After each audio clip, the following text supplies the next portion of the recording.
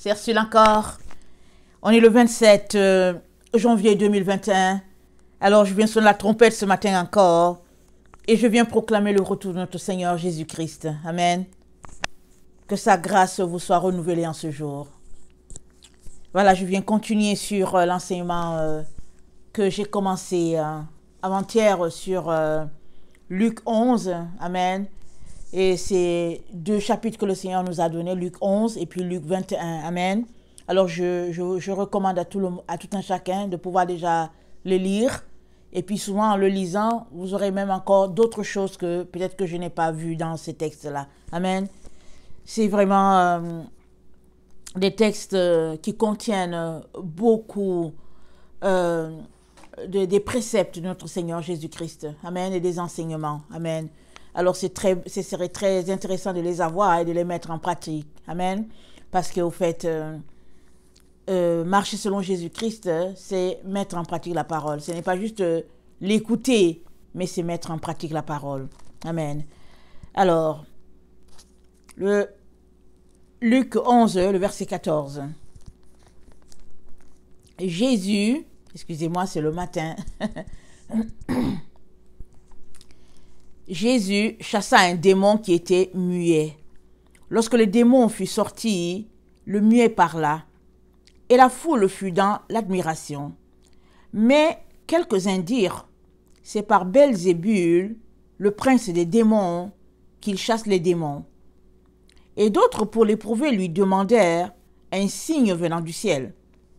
Comme Jésus connaissait leurs pensées, il leur dit, tout royaume divisé contre lui-même est dévasté. Et une maison s'écroule sur une autre.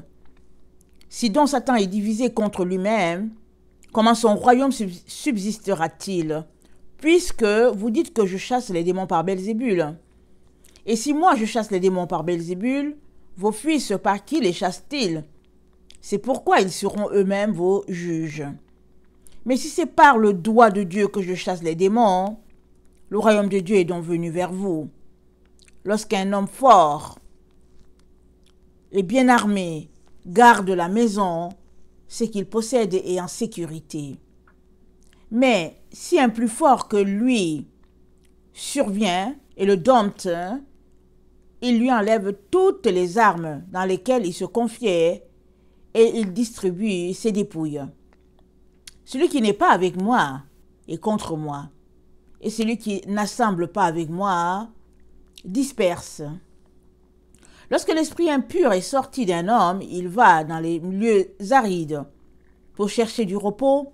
N'en trouvant point, il dit, je retournerai dans la maison où je suis sorti. Et quand il arrive, il la trouve balayée et ornée. Alors il s'en va et il prend 7 autres esprits plus méchants que lui. Ils entrent dans la maison, s'y établissent, et la dernière condition de cet homme est pire que la première. Tandis que Jésus parlait ainsi, une femme éleva la voix du milieu de la foule, lui dit, « Heureux le sein qui t'a porté, heureuses les mamelles qui t'ont allaité. » Il répondit, « Heureux plutôt ceux qui écoutent la parole de Dieu et la gardent. » Amen. Dans l'autre version, « Heureux ceux qui écoutent la parole de Dieu et la mettent en pratique. » Amen.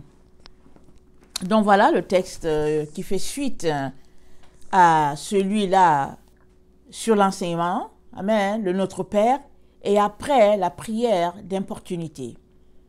Et comme on l'a déjà dit, le Seigneur nous enseigne et nous demande de pratiquer, d'importuner le Père. Parce qu'il y a des choses que tu obtiens seulement si tu importunes le Père. Mais si tu n'importunes pas, si tu viens pour dire, si c'est ta volonté, ben tu vas rester dans cette prière-là. Peut-être toute ta vie en disant si c'est ta volonté. Parce que si c'est ta volonté, Dieu veut toujours que tu sois guéri, il veut tout te donner. Mais Satan est sur ton chemin. Mais Satan craint ces personnes-là qui sont zélées pour le Seigneur, qui connaissent les Écritures et qui se tiennent droit, debout, pour ne pas permettre que la parole qu'ils ont reçue leur soit volée. Satan craint ces personnes-là. Alors le Seigneur nous nous envoie donc sur cette voie-là, sur ce chemin-là, où ce n'est que par la prière d'importunité qu'on peut recevoir certaines choses. Parce que le Saint-Esprit, c'est quelque chose de précieux. Amen. Dans Luc 11, le verset 13, ça dit, « À combien plus forte raison le Père Céleste donnera-t-il le Saint-Esprit à ceux qui le lui demandent ?» Dans une autre partie, je ne sais pas si c'est dans Matthieu ou bien dans Marc, c'est dit, « À combien plus forte raison le Seigneur donnera-t-il des bonnes choses à celui-là qui les lui demande ?» Amen. Donc le Saint-Esprit, il est qualifié, il est classé parmi les choses qui sont bonnes. Et si on lit la suite, on voit les avantages de l'avoir pleinement en nous. Amen. Alors Jésus chasse un démon. Et au lieu que les pharisiens qui sont à côté soient contents, louent le Seigneur, leur jalousie, leur mépris des choses de Dieu les pousse à blasphémer. Ils disent que c'est par Belzébul qu'il a chassé le démon. Alors, Jésus-Christ leur donne un enseignement suite à cela, un enseignement qui vaut aussi pour nous, quoique nous sommes au XXIe siècle. Alors, cet enseignement-là, c'est qui est l'homme fort dans ta vie? C'est qui est l'homme fort? Est-ce que l'homme fort en toi, c'est le Saint-Esprit? Est-ce que c'est toi-même ou bien est-ce que c'est le diable? Il y a trois personnes. Soit, il y a trois voix qui te parlent. Soit c'est Dieu le Père qui te parle, Dieu le Père, Dieu le Fils, on va mettre ça à la même personne. Dieu le Père, Dieu le Fils, il te parle à travers le Saint-Esprit. On met tout ça à la même personne. Donc, il y a cette voix-là. Et il y a la voix de ta propre conscience et la voix du diable. Il y a trois voix qui nous parlent souvent. Alors, Jésus-Christ est en train de nous montrer ici qu'il y a trois personnes qui peuvent régner en un individu. Alors, ça peut être la personne elle-même, ça peut être le démon, ça peut être le Saint-Esprit. Alors, il dit,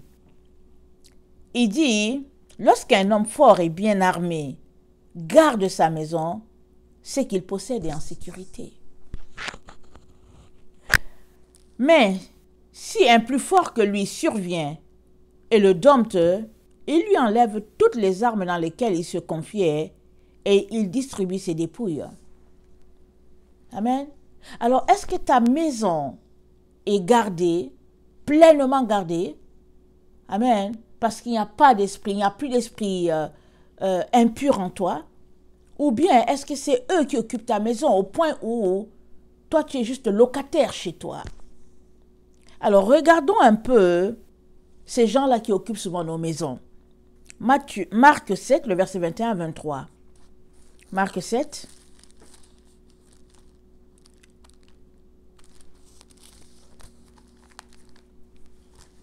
Le verset 21 à 23.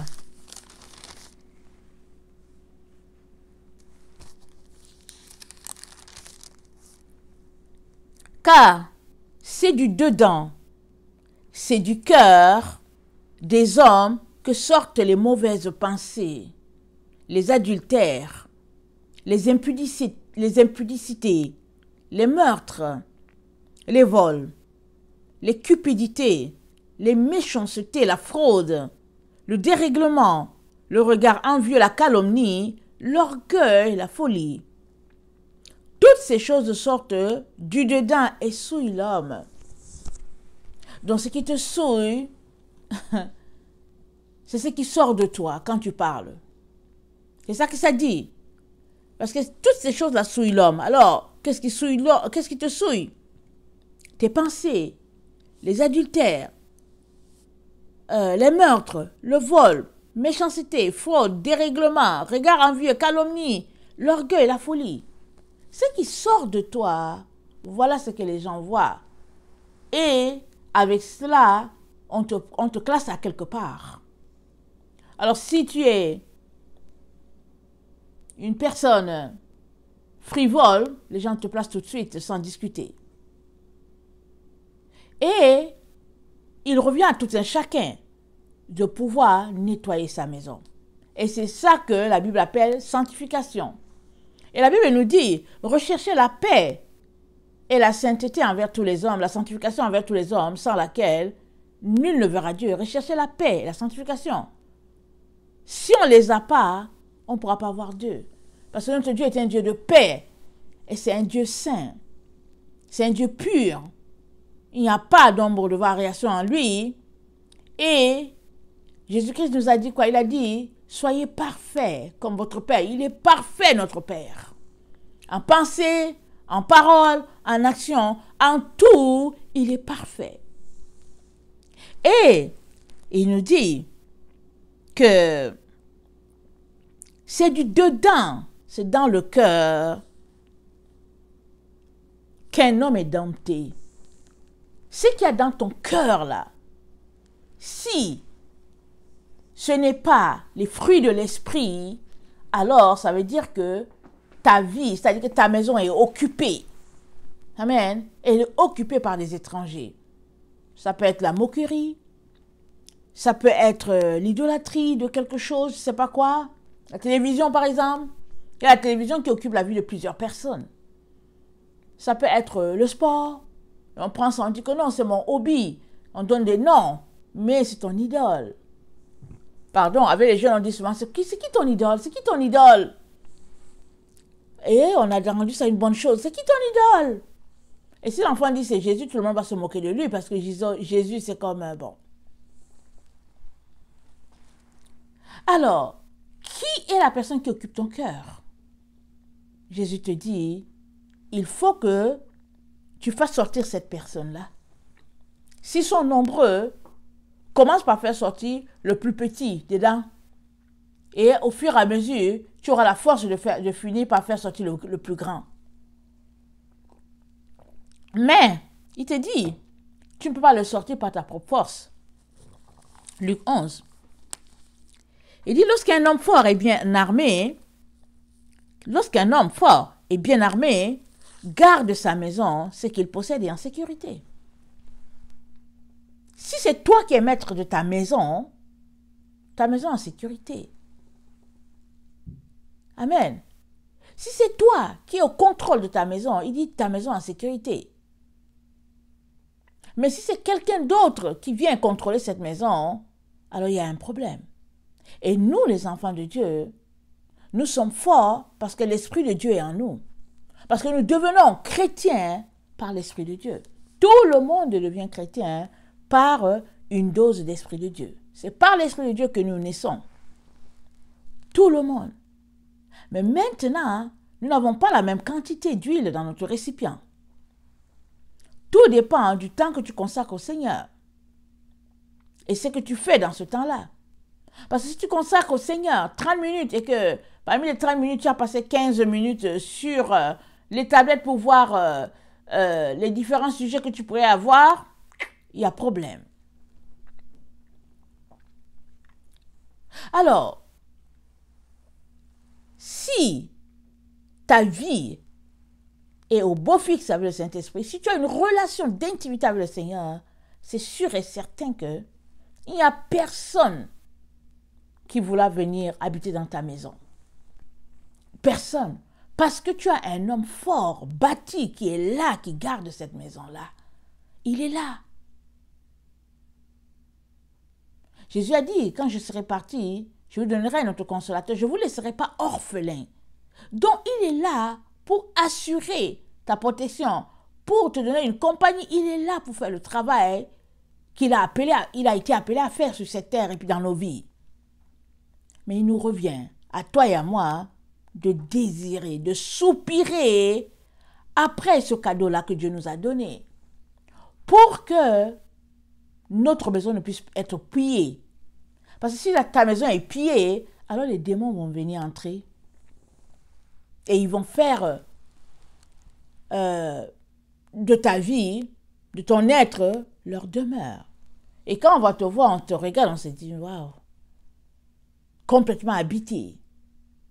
Mais c'est parce que il y a eu un jour où il y a eu une ouverture. Il se pourrait que ce ne soit pas toi, il se pourrait que ça vienne des parents, peu importe. Mais à un moment donné, il faudrait que tu ailles chercher de l'aide dans la présence de ton Dieu pour dire, Seigneur, ça ne va pas. J'ai besoin, Seigneur, d'aide. J'ai besoin de sortir de cette situation. Et si tu cries à lui, il t'aidera. Il t'aide comment? Il te donne des directives. Il te dit, fais ceci, fais cela. Si tu ne fais pas, ben voilà, tu n'auras pas fait. Mais il t'aura donné les directives.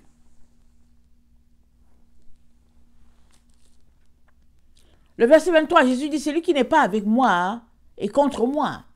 Et celui qui n'assemble pas avec moi disperse. Es-tu en train d'assembler avec ton Seigneur? Quand il te dit, celui-ci c'est mon choix, soutiens-le, est-ce que tu le fais?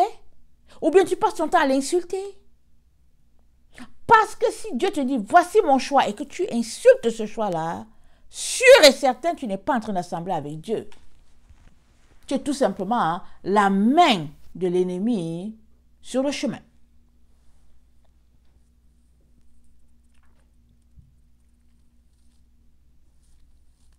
Ça dit que quand il y a un homme fort qui est là, il n'y a personne qui peut venir. Et le verset 22 dit, mais si un plus fort que lui survient et le dompte, il lui enlève toutes les armes dans lesquelles il se confiait, il distribue ses dépouilles. Ici, il parle du Saint-Esprit. Quand le Saint-Esprit est là, en tout cas, tout le reste doit sortir. Dès que le Saint-Esprit arrive dans la vie de quelqu'un, tous les autres, ils fuient, ils taillent, comme on dit. Ils s'en vont.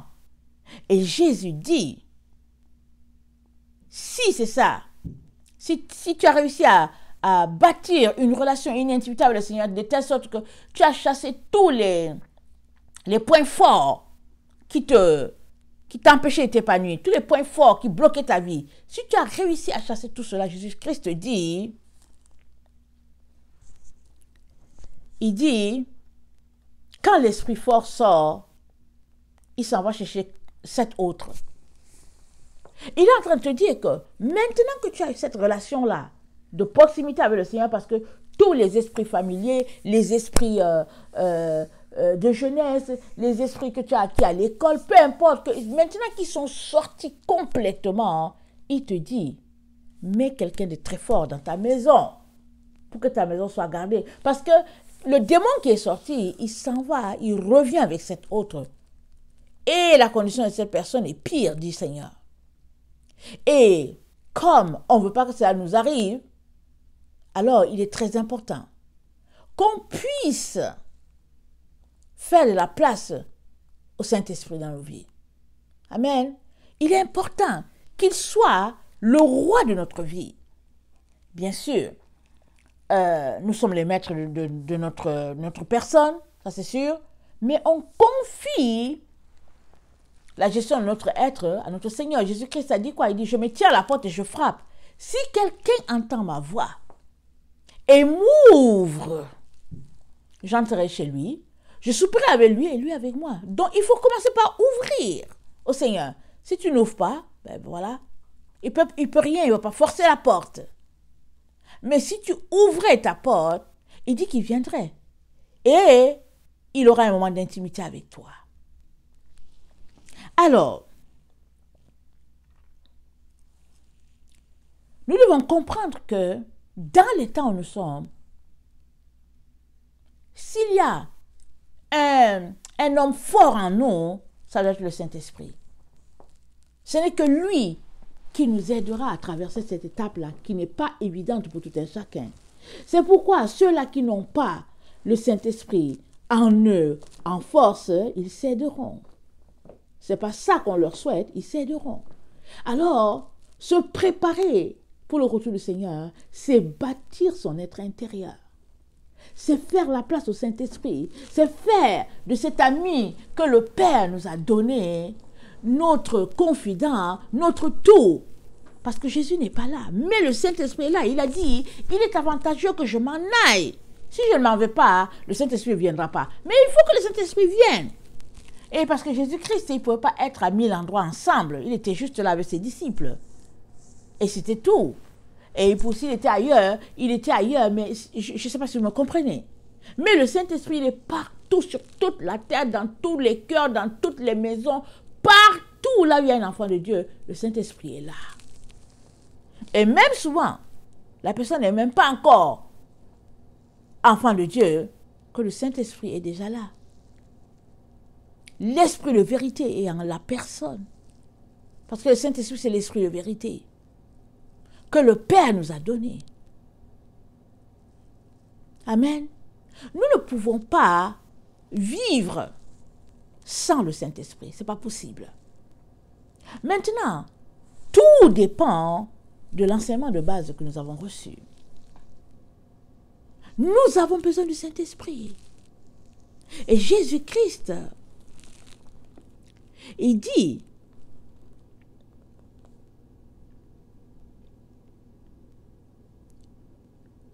mais si un homme fort que lui survient et le dompte, il lui enlève toutes les armes dans lesquelles il se confiait et il distribue ses dépouilles. Le Saint-Esprit distribue les dépouilles. S'il est en toi, il n'y a rien qui va venir rester là où il est. Rien. Tout le monde, on te regarde, on voit que ouf, celui-là, il a une lumière. Les gens vont dire, oh, il a une lumière. Oh, il a une force, celui-là. Mais c'est le Saint-Esprit en toi qui fait ce travail. C'est l'Esprit de Dieu qui fait ce travail en Jésus. Amen. Nous avons besoin de cet esprit de vérité-là en quantité dans nos vies.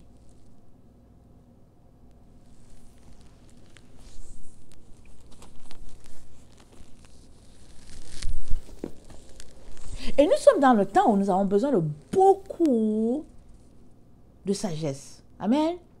Parce qu'il y a différentes sortes de sagesse, bien sûr, sur la terre, mais surtout, on entend beaucoup de choses. Les médias disent pour eux, et puis chacun dit pour lui, et puis bon, parce que c'est un moment propice au ragot, et puis à toutes sortes d'histoires qui peuvent nous occuper, surtout que plusieurs personnes sont à la maison, en train de meubler leur temps. Amen. Donc, on est porté à écouter le journal, et à écouter, qu'est-ce qu'ils ont dit, et puis le Covid est rentré par-ci, et puis telle personne a fait ça. C'est là que l'ennemi nous a amenés. Mais tu peux marcher sur cette piste-là ou bien refuser. Et ça, tu as besoin de la sagesse. Amen. On a besoin de sagesse, ce temps où nous sommes. Dans Proverbe 3, excusez-moi,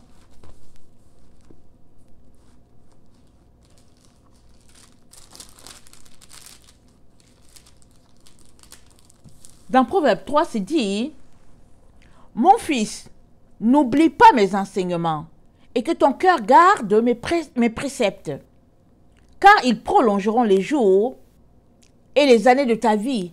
Ils augmenteront ta paix. Ta paix sera augmentée par les préceptes de l'Éternel. Confie-toi à l'Éternel, le verset 5, de tout ton cœur et ne t'appuie pas sur ta sagesse. Reconnais-le dans toutes tes voies. Toutes tes voies. Et il aplanira tes sentiers. Ne sois point sage à tes propres yeux. Crains l'Éternel et détourne-toi du mal. Car ce sera la santé pour tes muscles et un rafraîchissement pour tes os. Amen. Reconnais-le. Et ça dit, confie-toi à l'Éternel de tout ton cœur et ne t'appuie pas sur ta sagesse, sur ta propre sagesse. Reconnais-le dans toutes tes voies, il aplanira tes sentiers. Que tous les domaines de ta vie soient visités par la sagesse divine. Et si c'est ainsi que tu marches, il n'y a aucun esprit autre que le Saint-Esprit qui sera roi dans ta vie. Il n'y en a pas. Et nous avons besoin, comme je l'ai déjà dit, d'être vraiment confiants, de vivre dans cette paix, dans cette assurance que le Père est avec nous et que nous sommes vainqueurs de toute situation. Et le Saint-Esprit est là pour nous booster. Amen. Et dans le livre des sagesses, je l'ai dans ma Bible, la Tobe, je vais la lire, c'est dit,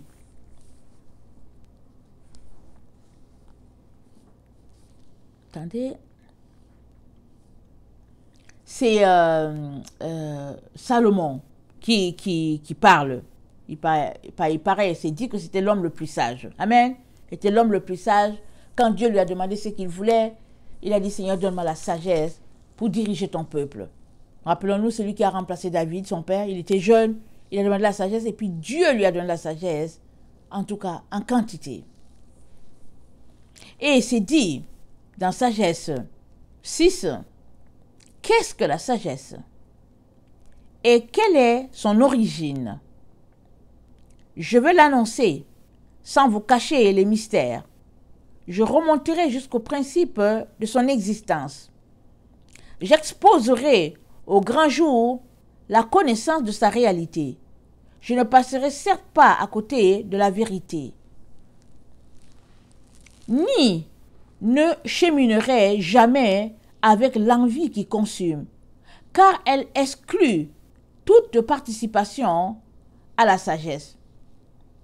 L'envie exclut toute participation à la sagesse. C'est-à-dire, si tu es quelqu'un d'envieux, quelqu'un de jaloux, la sagesse n'est pas avec toi.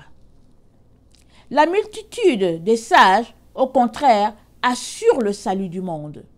Waouh! Les sages assurent le salut du monde. Et un roi a visé le bien-être d'un peuple. Aussi, laissez-vous instruire par mes paroles et vous trouverez profit.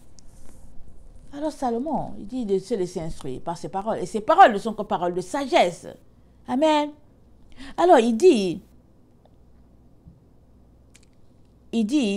aussi, j'ai sauté une partie, il dit aussi, ai-je prié, sagesse 6, sagesse 7 et le verset 7. Aussi, ai-je prié et le discernement m'a été donné.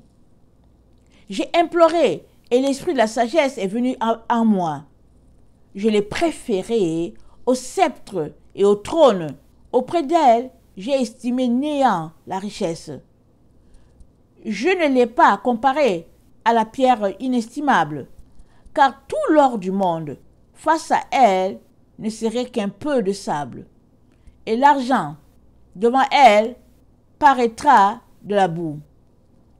Plus que la santé et la beauté que j'ai aimée, et je décidai de l'avoir pour lumière, car sa clarté ne connaît pas de déclin. La clarté de sagesse ne connaît pas de déclin. Mais avec elle, elle m'a apporté tous les biens à la fois.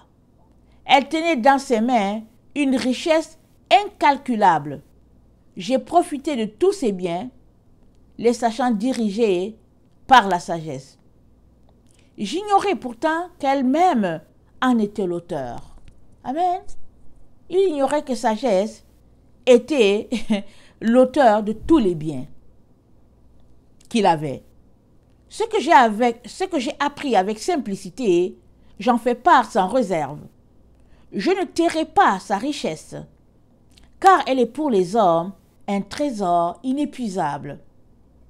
Ceux qui l'ont exploité se sont conciliés l'amitié de Dieu, recommandés à lui par les dons provenant de l'éducation.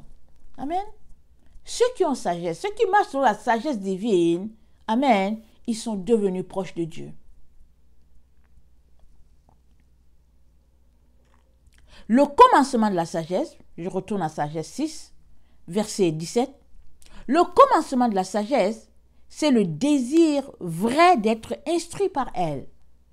Regardez, je lis Sagesse 7, le verset 14. Car elle est pour les hommes un trésor inépuisable. Ceux qui l'ont exploité se sont conciliés l'amitié de Dieu, recommandés à lui par les dons provenant de l'éducation.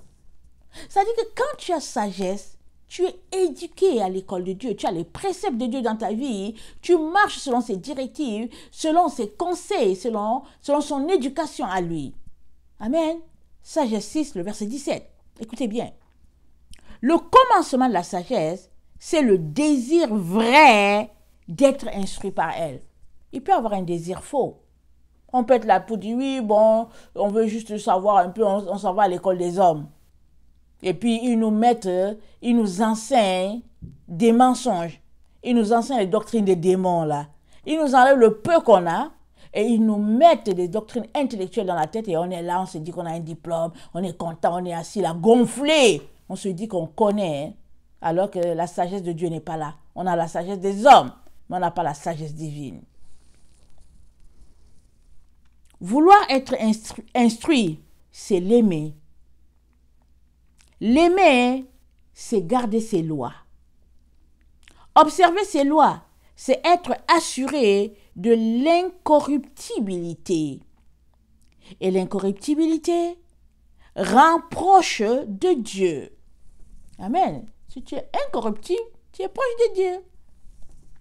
On ne te corrompt pas. Tu n'es pas dans l'hypocrisie. Tu es proche de Dieu. Quand on est incorruptible, il n'y a pas moyen qu'on puisse obtenir quelque chose de toi, de tortueux. Tu es droit. Droit dans tes pensées, droit dans ce que tu fais. Ainsi, le verset 20, le désir de la sagesse élève jusqu'à la royauté. Amen. Si donc, vous, princes des peuples, prenez plaisir au trône et au sceptre, rendez hommage à la sagesse et vous régnerez pour toujours. Ah, alléluia. À bon entendeur. Salut. Clair. Plus clair que ça, il n'y a pas. Si tu veux régner à toujours, sois avec sagesse. Or, la Bible dit que Jésus a fait de nous un royaume de sacrificateurs, un sacerdoce royal. Nous sommes des princes. Amen. Nous sommes un royaume de rois. Nous sommes un groupe de rois. Amen. Jésus-Christ nous a rachetés et par sa mort, il nous a donné ce titre-là. À combien plus forte raison devons-nous le réaliser et marcher loin des valeurs de ce monde, loin de l'incorruptibilité, loin de l'hypocrisie, loin des ténèbres, parce que nous sommes des sacrificateurs de l'ordre de Melchisédek. C'est ça que Jésus a fait de nous. Nous sommes rois et nous sommes sacrificateurs, les deux à la fois. Et nous l'avons acquis, quelque chose qui n'était pas possible avant, parce qu'il fallait sortir de la famille de Lévi. Et nous, on l'a acquis par Jésus, qui vient de Juda. Et faisons très attention. Si nous bafouons ce don-là que le Seigneur nous a donné, on comprend qu'il n'y a plus rien qui puisse être fait. Parce que le Seigneur il a donné sa vie et on a piétiné son sacrifice. Il est très, très important, mes frères et sœurs, très important de nous examiner. Ne prenons pas tant pour acquis que oui, on a la chose, on connaît. Non, non, non. Soyons humbles. Amen. Remettons-nous en question. Si tu ne te remets pas en question, tu ne vas pas recevoir l'autre chose que Dieu a pour toi. C'est important de se remettre en question. C'est important de venir devant Dieu pour dire, mais Seigneur, est-ce que tu veux me dire ce qui me manque? Qu'est-ce qui fait que je ne l'ai pas? Qu'est-ce qui fait que je ne saisis pas ce que tu es en train de dire? Seigneur, viens à mon secours. Pleure devant Dieu. Il t'aidera. Il t'aidera.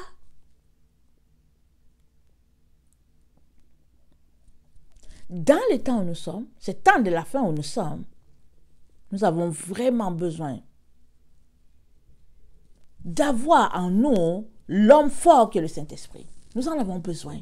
On peut pas. Sinon, on va faire comment? On va faire comment?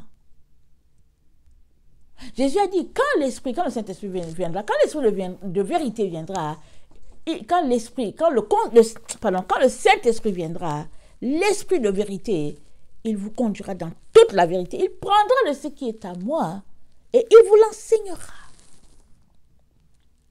Il prend de ce qui est à Jésus, de ce que lui, il connaît, parce que le Saint-Esprit, il est là depuis, c'est l'Esprit de Dieu. Il prend cela, ce qui est divin, il vient nous le révéler, faisant de nous participants de la gloire divine. Et une fois que nous saisissons cela, allons à nos devoirs, allons à nos travaux. Ne traînons pas en disant que bon, ok, d'accord, j'ai compris, j'ai le temps et tout et tout. Excusez. On va retourner à notre texte.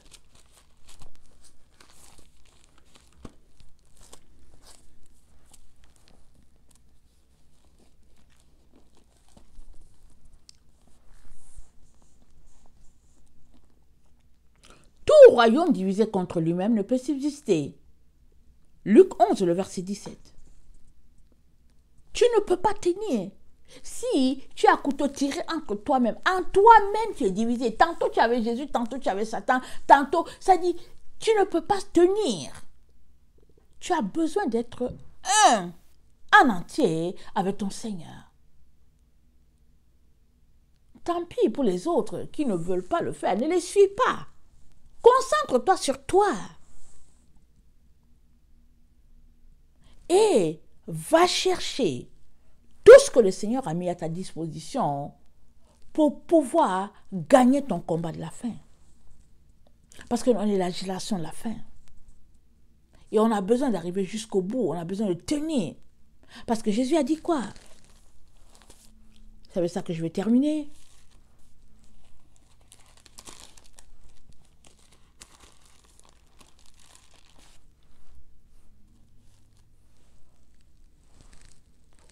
Excusez-moi. Apocalypse 3, le verset 5. Celui qui vaincra sera revêtu ainsi de vêtements blancs. Je n'effacerai point son nom du livre de vie. Et je confesserai son nom devant mon Père et devant ses anges.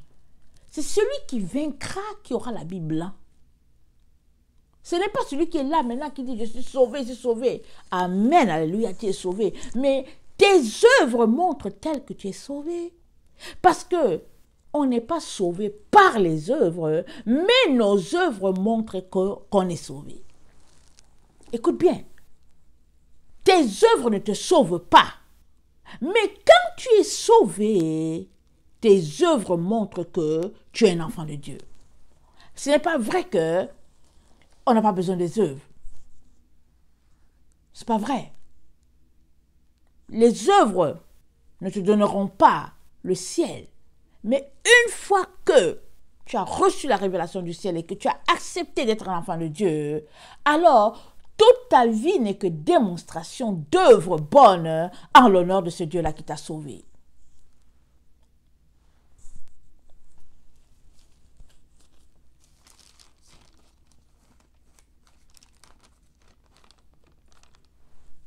Apocalypse 2, le verset 17. Que celui qui a des oreilles entende ce que l'Esprit dit aux églises. À celui qui vaincra, je donnerai de la manne cachée. Et je lui donnerai un caillou blanc. Et sur ce caillou est écrit un nom nouveau, que personne ne connaît si c'est celui qui la reçoit. Encore, celui qui vaincra, il est question d'être vainqueur. Il est question de vaincre, d'arriver au bout. Et on traversera la barrière. Et on se retrouvera de l'autre côté. Il est question d'être vainqueur, victorieux. Il est question de gagner sa course, de traverser et puis d'être déclaré vainqueur. Pour cela, tu as besoin que l'homme fort en toi soit le Saint-Esprit. Tu ne peux pas le faire autrement. Surtout dans ce monde où tout est ténèbres maintenant. Où on te dit quelque chose, tu es là, tu te demandes, est-ce que c'est la vérité qu'ils ont dit? Mais qu'est-ce qu'ils sont en train de dire? Parce qu'il faut toujours s'arrêter pour dire, ils ont dit quoi? Qu'est-ce qu'ils ont dit? Parce qu'il faut tout faire pour ne pas t'accorder avec leurs mensonges, avec leur séduction, leur manipulation. Une fois que tu t'accordes avec un manipulateur, tu es manipulateur avec lui. Une fois que tu t'accordes avec un menteur, tu es menteur avec lui. Et si ça ne s'arrêtait que là, mais tu reçois une dose de ténèbres, si bien que, en tout cas, si tu voyais déjà un peu, tu deviens encore aveugle. Que le Seigneur bénisse sa parole et qu'il nous donne d'avoir pour l'homme fort en nous le Saint-Esprit qui va déloger toutes les autres choses. Amen. Mais avant cela, on a besoin de faire le ménage. On a besoin de se dépouiller de nos faiblesses. Marc 7, verset 21-23. On a besoin de se dépouiller, de chasser toutes ces choses-là. Les vols, le meurtre, les mauvaises pensées et tout ça dans notre cœur. C'est ça qui nous souille, c'est ça qui est dit. Et on a vu dans l'autre vidéo, garde ton cœur plus que toute autre chose.